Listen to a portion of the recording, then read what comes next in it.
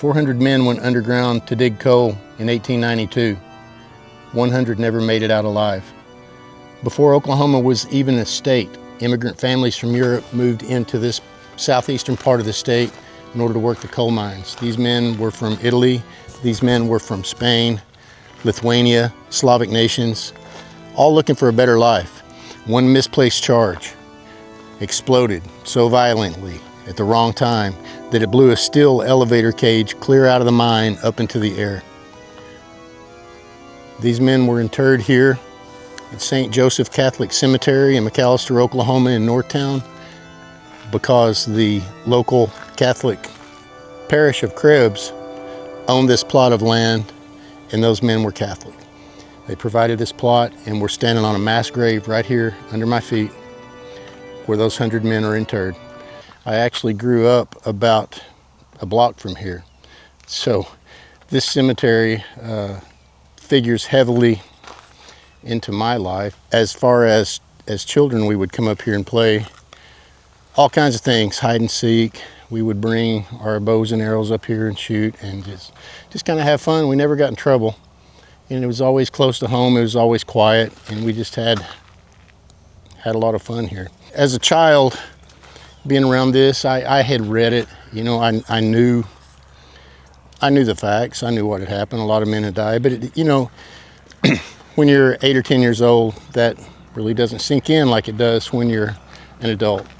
This is a piece of forgotten history, and I'm hoping with this video we can keep that alive, maybe, and share that information with the new generation.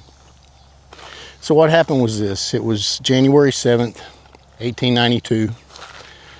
It was shift change in the afternoon. Men, just picture it, a mine, a busy mine, busy operation. Men were coming, men were going, probably a little bit hectic. You know, they had dreams, ambitions. They wanted to go see their families after a long day in the mine. And what happened was this. An inexperienced new guy, for what that's worth, had misrigged an explosive charge. And for some reason, somehow, I'm not even sure if that is known to history, that charge detonated when it wasn't supposed to.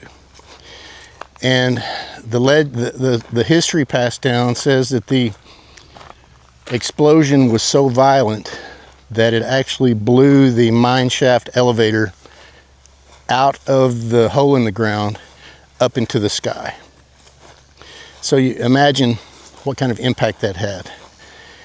So 100 men lost their lives immediately. The mine at least partially collapsed.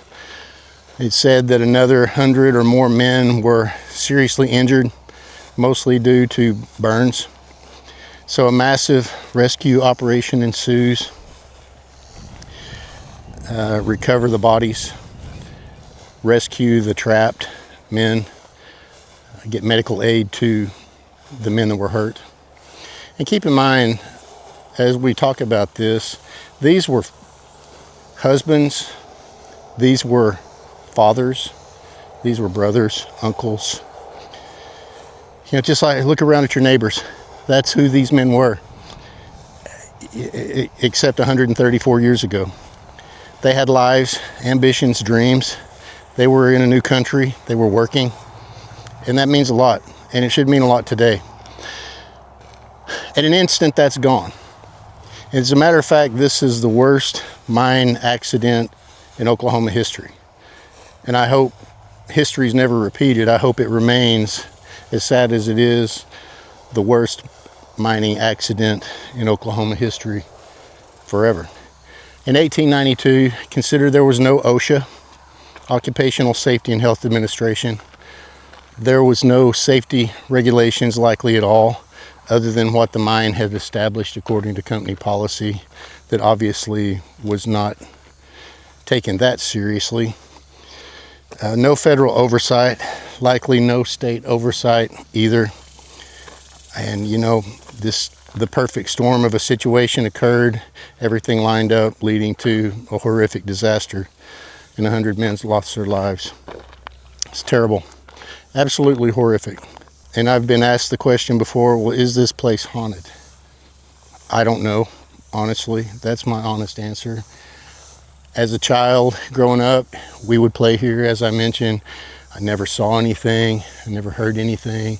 Of course, it was spooky, you know, being in a cemetery. We called it the graveyard at close to dark, or even sometimes after dark. As children, we played the game, kidded ourselves that, well, the devil runs around out there at night. And so we were always scared of the devil. So we weren't going to be caught up here very late after dark. But we never saw anything. We never heard anything. But there is lore. With any situation like that, there's going to be lore.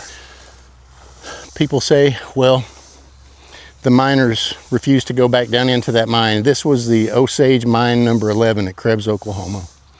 You can, if you want more information out on it, there's more information on the internet. Osage number 11, Krebs. Miners refused to go back down into the mine.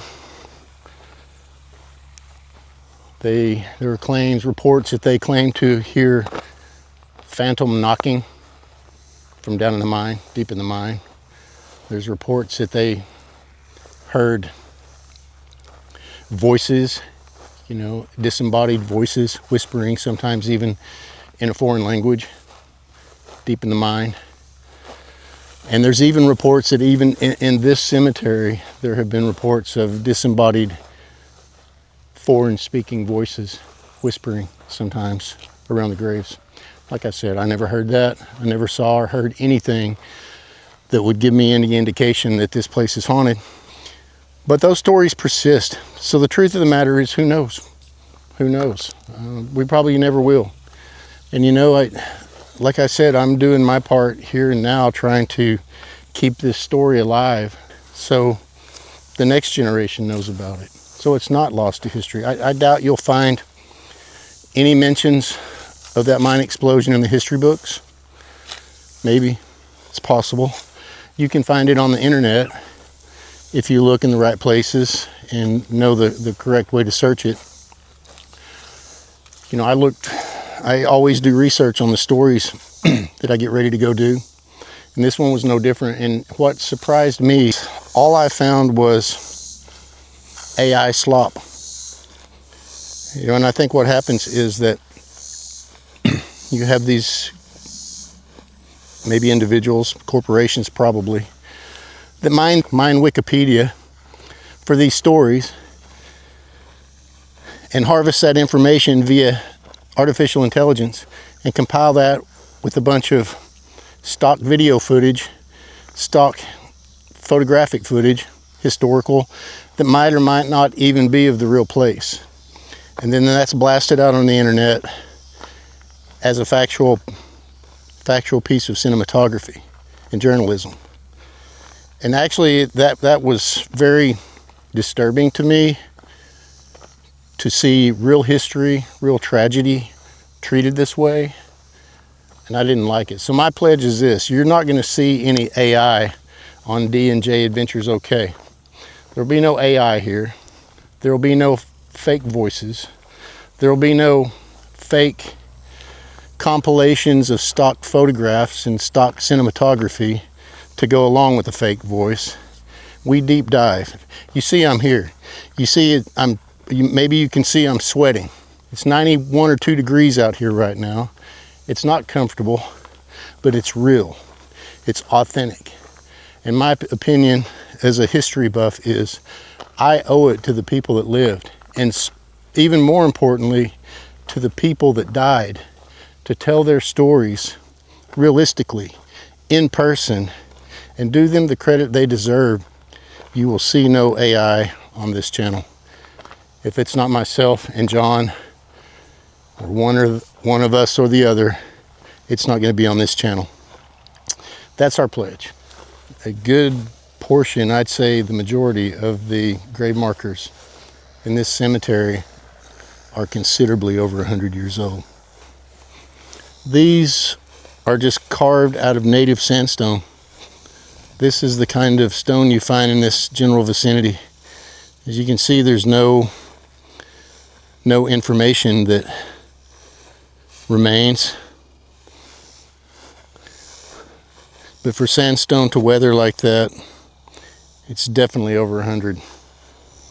Those are probably Those markers are probably even original, or possibly even before the mine disaster of 1892. Very old.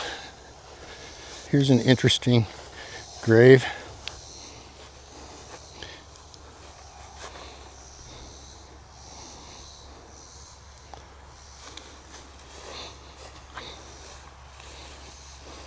There's no unusual feelings here. There's no heaviness or sense of foreboding or anything that feels out of the ordinary at all. It's very peaceful, very quiet. There's no sense of unrest here. And you consider those miners. Those men were the breadwinners for their family. And in this blink of an eye, they lost their lives, the family lost their method, their means of support, which means that that support fell on other family members, if indeed there were any more family members. Those stories, unfortunately, are lost to history. You know, that was prior to statehood. Oklahoma didn't become a state until 1907. So literally, this was Indian territory. There was no government assistance at that time because there wasn't any government. And the federal government did not do that kind of thing. And so I don't know if the families received any help from the mine owners. I would guess probably not. So this is one of those pieces of forgotten history, or nearly forgotten history, that this channel likes to showcase because, you know, I remembered it. I knew about this because I grew up here. But somebody across the world wouldn't. Somebody in another state likely wouldn't. And I want to keep that alive. So thank you for being interested. Thank you for your support. Thank you for your viewership. Thank you for your subscriptions. You know, if there's no interest in this, we're still going to continue to do it because that's what we do. We fly drones. We document. We like to document places and things and people. And this particular story gives us every bit of that. So thank you. I hope you enjoyed it. Thanks for flying with us.